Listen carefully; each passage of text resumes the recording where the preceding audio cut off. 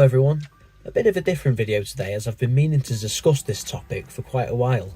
I'd like to talk about a growing issue which we've been seeing in this industry, which is continuing to take hold internationally and especially in Britain in recent years. So I'll start with a bit of background, and that's with UK CoinOp distributors. In the UK, we have a few big recognisable names who hold contracts to distribute amusement equipment from specific manufacturers. We don't really have any dedicated, established amusement machine manufacturers in the UK, so a lot of the manufacturers tend to be based overseas, in places like mainland Europe and of course Asia. Now in terms of cranes, the biggest names that come to mind are UDC, Instant Automatics and Harry Levy/Crown Direct.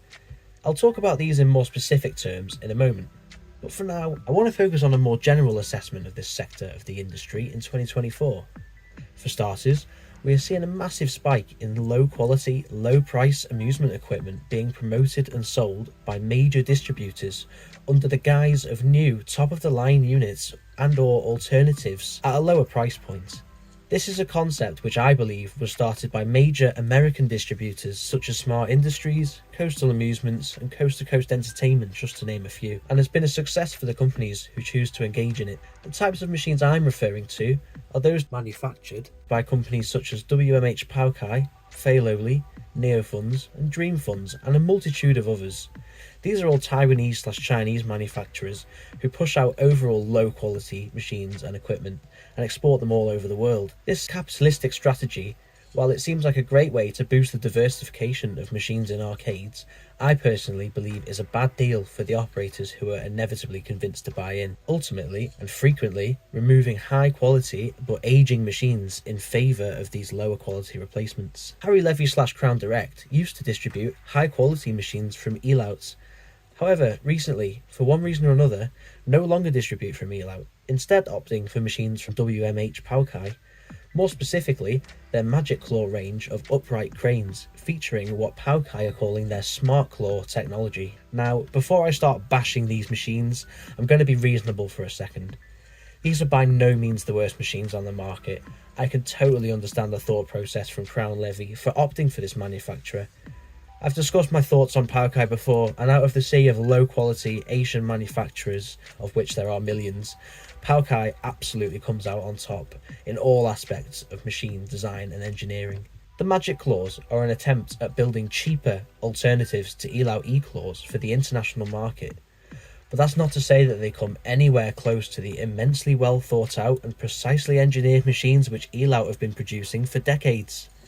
As an enthusiast, it's immediately apparent that these machines are built to the same standard of quality as all previous Paukai claw machines, which again isn't terrible, but there are certainly some snagging issues with the design that sets it miles apart from what it is trying to achieve. For starters, the Smart Claw system, which is a prominent feature on these machines, and is a clear attempt to emulate the automatic claw function on E-Claws. On both machines, this function aims to determine the exact strength at which the claw needs to lower to in order to drop the prize smoothly and discreetly when the machine is not ready to pay out.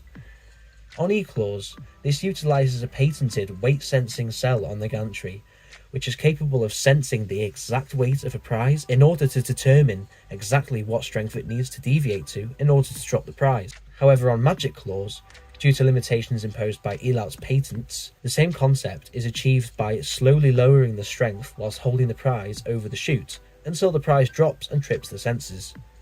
This is a far less precise method, and it's therefore less effective at reducing instances in which the machine may pay out more than it should. Another problem with Magic Claws is the gantry and its lacklustre build quality. Like most Asian manufacturers, Paukai just isn't committed to improving on its designs in order to give operators a better value for money. They have been using the same gantry design for years, and due to a fundamental issue with its cable containment systems, and eventually succumb to immense wear and tear after not even 10 years of operation. Frayed, hanging cables and electronic failure are both inevitable outcomes of this design flaw. So how would I conclude this? On the one hand, I can be somewhat understanding of the distributors who opt to provide this equipment, especially when facing fierce competition and potentially losing contracts for distribution rights from manufacturers such as Elout. While on the other hand, I can't help but feel that selling this equipment and marketing it as a cheaper alternative to the real thing is a somewhat exploitative practice, especially given the struggles that smaller arcades are going through during the cost of living crisis. A low price, low quality machine may seem a lucrative option to businesses who just can't afford to upgrade to e-claws, when in reality, they only serve as a shot to the foot when they all inevitably fail prematurely.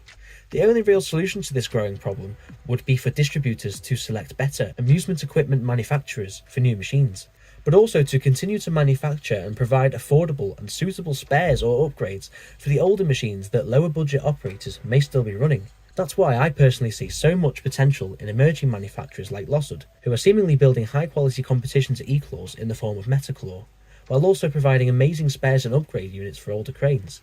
It would be fantastic to see either Lossard themselves or a new UK distributor bringing this concept over into the UK amusement industry to provide a real set of alternative competition and to solve this problem for good. These are just my thoughts on the matter, but I would be interested in hearing everybody's thoughts in the comments.